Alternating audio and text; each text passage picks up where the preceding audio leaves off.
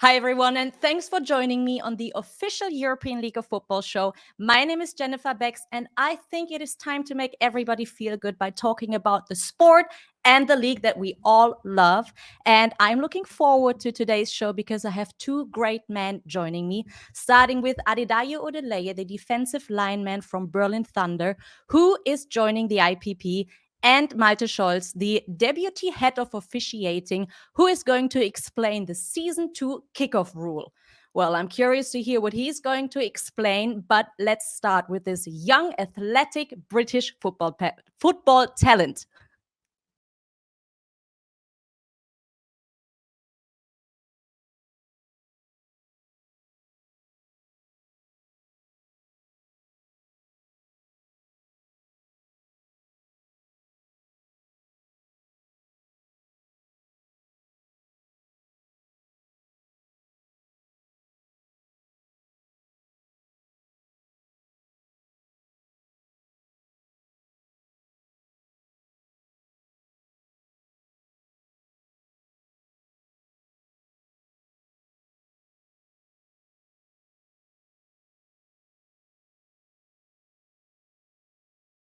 There he is. Hi, Dayo. This video just makes me want to work out. It's like Rocky. You know those training scenes? Yeah, yeah. I'm gonna after this. I'm gonna put my trainers on and run to the gym. No, honestly, I'm going to go for a Yeah, run. But hi, how are you? And welcome to the show. yeah. Thank you very much. Good evening. Great to be here all the way from the UK. Yeah, look forward to talking with you. Exactly. And most importantly, congratulations, because like I said, you are going to join the IPP actually a second time because you've done it before. So, hmm how excited are you about this second chance? I mean, yeah, I'm as excited as I was the first time. Looking forward to going over there, improving even more, learning more things, picking up new skills, and hopefully this time, going all the way. So yeah. Well, I'm actually quite optimistic about that. And you were just saying you want to learn more things. What was the most important thing that you learned there last time? So it was just how to just be a better athlete. Is That's probably the most prominent thing I picked up while I was in America last time. Because going into the program, I was very raw in the sports. I'd only played for like 3 years or so. Um, I'd always had, I've always been quite big, but I wasn't always sure. I wasn't always good at, moving my size, being efficient with my movements. So that was one thing they really taught us to work on our technique, to work on the fundamentals, work on the little things, and then build it up from there. But I mean, how amazing is it that you got to the IPP after only 3 years of playing football? And what would you say? What will you do differently this time then? Yeah, I mean, first of all, yeah, it was amazing. It wasn't really something I'd envisioned when I started playing the sport. I started playing for fun because I liked it. I liked the team aspects of the sport. So that's why I started playing it. And then once it became a reality, or once it became a possibility that I could take it further, that was really exciting for me. And I could sit here and say it was because I was an amazing player. So. But I think at the end of the day, it's really more down to the physical attributes that I bring, in terms of the height, the athleticism, my weight, and other things. But then obviously you have to build on the actual football playing aspects of it. And in terms of what I'm going to do different this year, yeah, it's really something that I've been thinking about. And I feel like last year I can say 100% honestly, I gave it my all. I left it all on the field. I left it all. I feel like I put myself in the best situation to succeed. But at the end of the day, there's some there's some decisions that are out of your hand. So what I really went away is what I really did is I went away over the summer when I was in Germany in the ELF, and I really worked on the feedback that they gave me, and I feel like 100% improved on every aspect in which they wanted to see. So I'm just hoping that shows while I'm over there this time. Well, I'm sure it will. And as you just mentioned, the European League of Football, you had one full season of practice now. How Yeah. much did you learn in this league, in our league? I mean, yeah, I learned a lot. It was the highest level of football I'd ever played in. So it was really good to get that experience.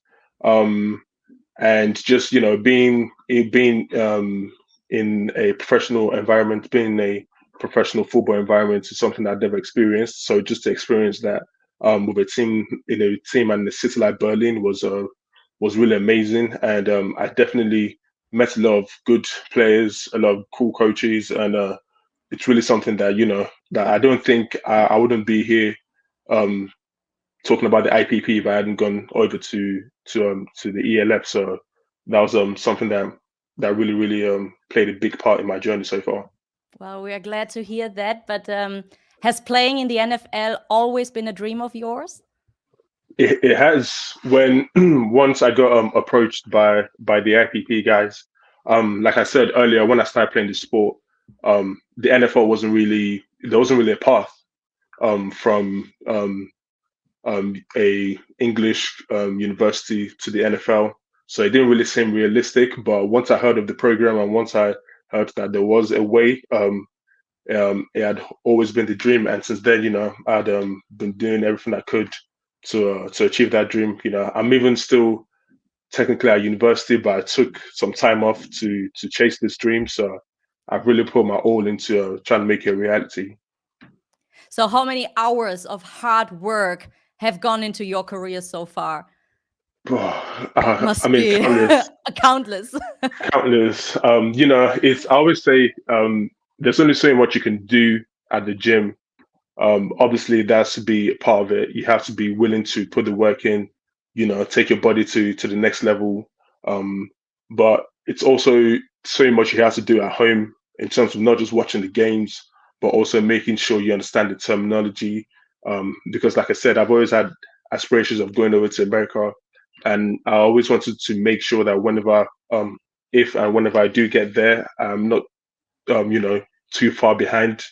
I've always thought of myself as a quick learner. So I wanted to make sure if I was ever get the opportunity to join a team, that um, I wouldn't be the slow one. I'll be able to catch up in the classroom, and then hopefully that'll translate onto the field. And is there a dream team in the NFL that you would like to play for? And if so, why? Um, I wouldn't say I have a dream team. Obviously, I'm a Green Bay fan, so it'd be really cool to play for them. But really and truly, I think it's more of a whichever team fits um, my type of play, my skill. So it's whichever team I feel like if we play the same system or if they play a system where I'd be able to shine, then I feel like one of those. And what that system is, I'm not quite sure of. But I guess that's up to the scouts and up to the coaches to look at my skills and then look at the team, and then hopefully, if it does come to that, put us in the best position to succeed. Exactly. And there is the IPP in between, of course. And the good thing is that you've done it before. So maybe that could be Hmm. an advantage over the other players. But please, I'm so curious to find out more or to hear more about it. Like, how can I Hmm. imagine a typical day at the IPP? What's the schedule like? Yeah, so I think the programs last year is going to be quite different to this year. Still waiting on the final schedule of what day to day is going to be like this year. But just based off last year, it was a lot of football. You wake up, you eat, you sleep football. Because we're all there for a reason. We're all there to improve ourselves as football players. So a typical day would be, you'd wake up around between 6 and 6:30 in the morning, go get some breakfast, and then you'd have team meetings. You'd have a meeting, and then you go to the gym. You'd go home, get some lunch. Maybe I used to take about a 30 to 45 minute nap after lunch just to get my body right. And then after sleeping, you'd go have a meeting again. And then straight from the meeting, you go onto the field where you'd do the warm ups, your training, your speed training, your positional training. And then after that, you'd go home, eat. After eating, you'd watch the training which you've just done to make sure to correct any mistakes you've done, and then straight to bed. So it was really a full day of just football. Yeah, yeah. Well, you are there for a reason. And Yeah. is this all happening with the other IPP participants, like the 13 guys together, or who else do you train with? So yeah, last year because of COVID, we had to keep in our own space. So it was just the other IPP guys. But I've heard in previous years that they invite some of the draft hopefuls to the facilities to come and train or to come and use the facilities as well. But yeah, just last year because COVID, we didn't really want to risk, bringing COVID into our IPP bubble. So yeah, it was just the well, last year it was just the 11 guys. Yeah. Well, Mhm. it moved to Arizona, didn't it? Because it was in Miami before. So, well, that's Yeah, definitely going to so be new for you. yeah, I mean, yeah, it was in Tampa Bay last Yeah. year, and this year when Arizona. So it's kind of a good thing, especially as someone who's coming back for the second year, having to experience a new situation, a new environment.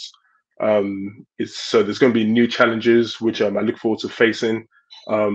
But I know the program they're really going to they would have done their homework, and I know they'll put us in the best position to to play football essentially. And then after those like 10 weeks of practice, there's like another tryout, or how do they Mhm. finalize or choose the 4 players that have the chance for this practice squad team? Yeah, so last year the way it worked was we had the 10 weeks of practice, and then after that we had a combine with the Florida Gators where we joined with their pro day. So we were there with a scout from every team in the league, tons of cameras. We were there with Kyle Pitts, who went fourth overall. So there was loads of cameras, mostly on him, but some of them were on us occasionally. So yeah, that was a great experience, just being able to perform in front of like all them, like loads of eyes. But you just have to make sure you're focused and you keep your eyes on the prize. And what have you done over the past weeks? Like, how did you practice, or did you practice extra hard to get ready for the IPP? I mean, since the season ended, I really haven't or since after the All Star game, I really haven't taken any time off. Apart from maybe when I went to Nigeria, that was the only for family matters. That was the only time where I could relax, even though I was still working there. But while I've been in the UK, I've still been going to the gym 5, 6 times a week, making sure I keep my strength levels, my endurance levels, and my flexibility to a standard in which I know the program would need. Well, I definitely cross my fingers for you, and I'm wishing you best of luck. And I truly hope that I won't see you again in Europe anytime soon. But in case you won't stay in the States, will you return to the European League of Football?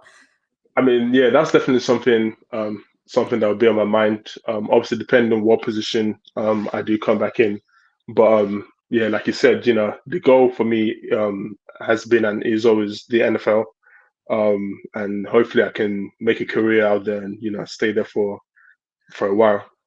Yes. Well, like I said, I'm definitely crossing my fingers for you. Dayu, thank you so much for your time. Thank you so much for being on the show here, and Hmm. enjoy the States. I'm looking Yeah, forward to seeing stories, and yeah, just to following up yeah, and to look how it goes. yeah. Thank you very much, and yeah, even while I'm over there, I'll make sure to keep an eye on the league. I told Bjorn, owner of the Berlin, that Yes, I'm expecting them to go a lot further than we did last year. Like it's a bit a shame that I can't I know. help the team, but I'll be supporting them from home. But I So mean, yeah, for sure they will miss you because you've been such an important key to the team, to the roster. But yeah, yeah, and I agree. I think Björn has been doing a good job so far, and it's going to be interesting yeah, to watch the Berlin Thunder next definitely. season. So yeah, go Thunder for sure. Well, Dayu, thank you very much, and we'll catch up soon. Yeah, hopefully. Peace. Ciao, ciao. Well, it's so great to see that two of our players, Dayo and Marcel Dabo, they both got this chance. Let's see how far they go. And I'm curious to see how many more talents will follow over the next years. In season 2, they definitely have the chance to show their skills. And speaking about season 2, my next guest, he is going to explain the new kickoff rule that will take place from summer. So Malte Scholz, the deputy head of officiating, and he's also responsible for education and framing. Hi, Malte. That sounds very official. Thank you. Yeah, way too official. I'm just an official on the field. And that's it.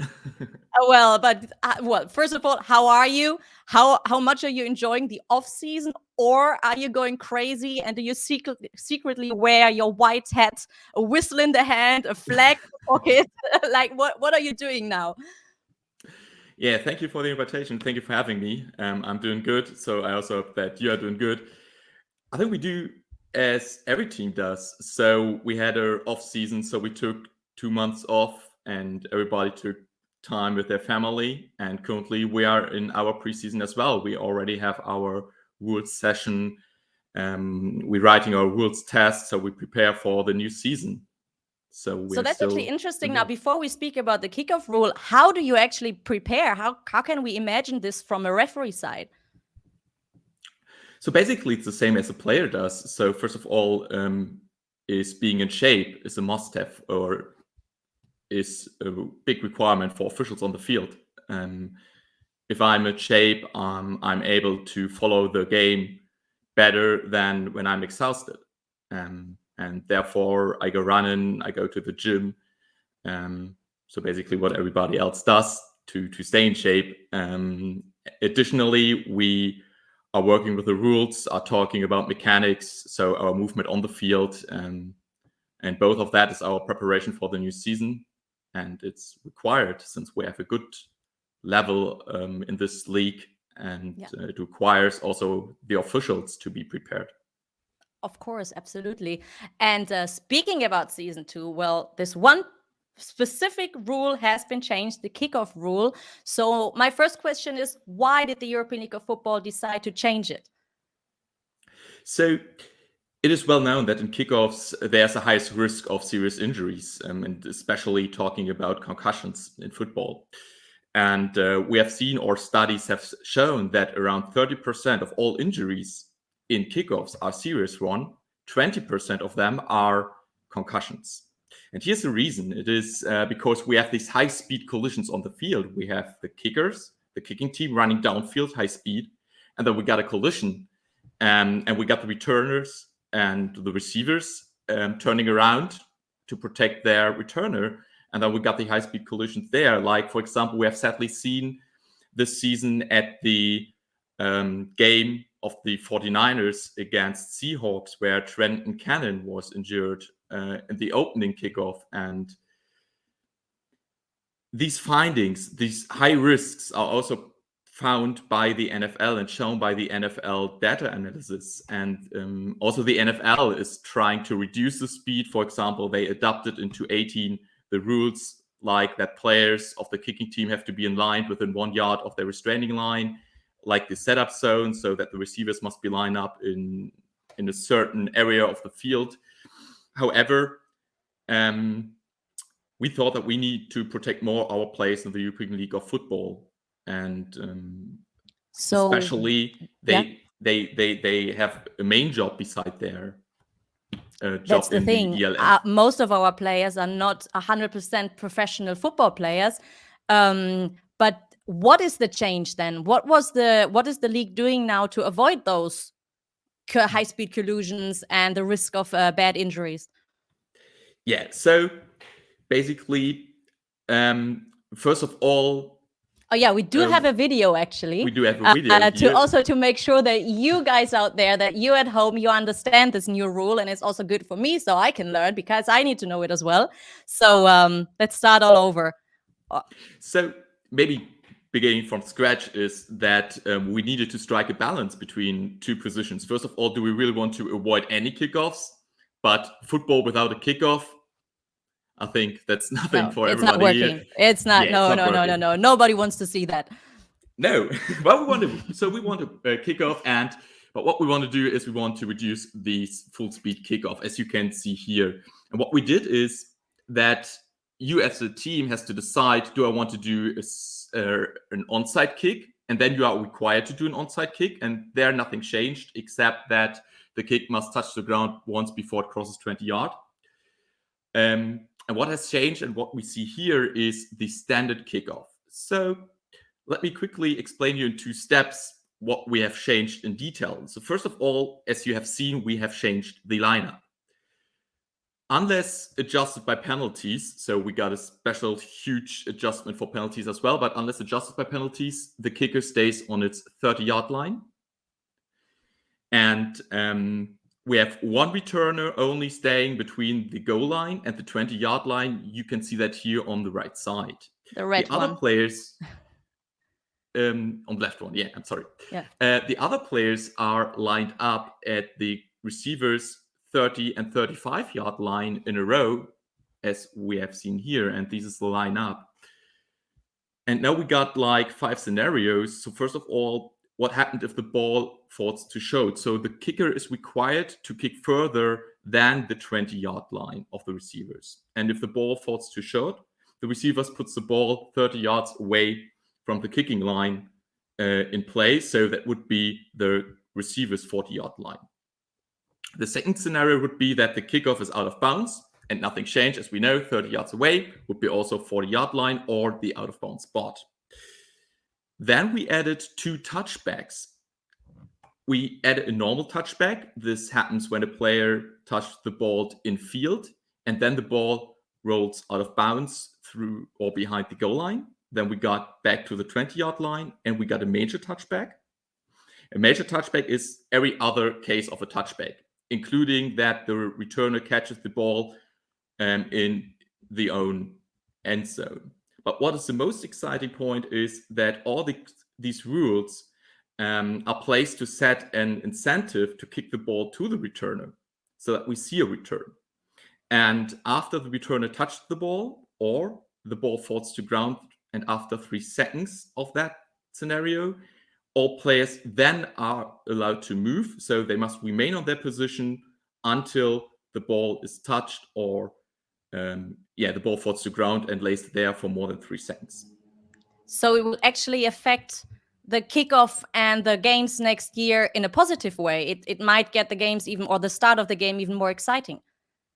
It does, of course, since of these major touchback situations, giving the ball to the receivers to the 30-yard line, we expect, like the XFL has shown. So we adopted the XFL rules. We have seen here that the XFL really found a balance between the 2 interests I was talking about before.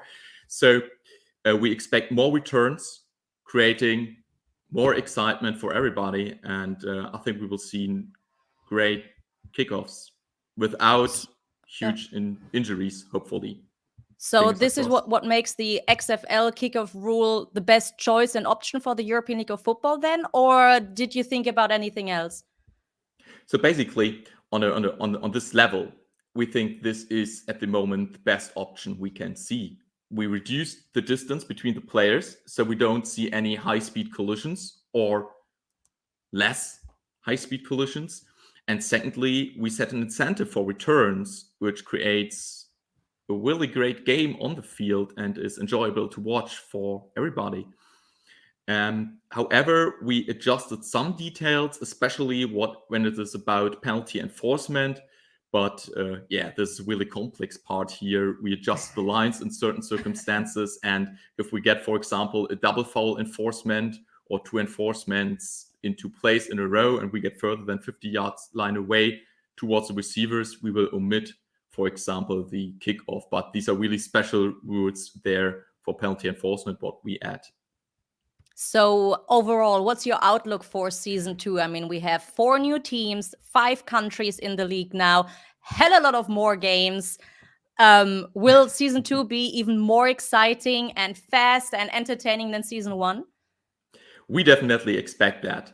So we're preparing ourselves for having an even quicker season 2, that we see more exciting football on the field. And of course, for us officials, it requires more work. We are currently, as a whole roster, putting in. And we hope that the focus is on the players and that we will see great football games in season 2, as we have already seen in season 1. Yeah. And from a referee point of view, what would be the biggest challenge for you? Is it the amount of games, or what would you say? What's going to be difficult? So it is difficult to ensure like a standard level of equal treatment of the players in every game by different officials. This is what we're seeking for. This is why we're doing a lot of training tapes, agreeing on certain standards, and this will be a huge task for us to do, to ensure a fair and credible environment where the players are in the spotlight and play the game we all love. And overall, who do you think will win season 2? Shall we bet? You're allowed to. I'm not allowed to bet, and I will stay neutral. Oh, true. Of course, you have to. But who do you think will the fans look out, or who do you think the fans will need to look out for? Who is going to be strong? I think every team has a new chance, and some teams really started to build up completely new teams, and I'm really excited to see these new teams playing on the field. And we all know there are so many talented players now switching teams, and we will see. So I'm really open to what will happen in the next season.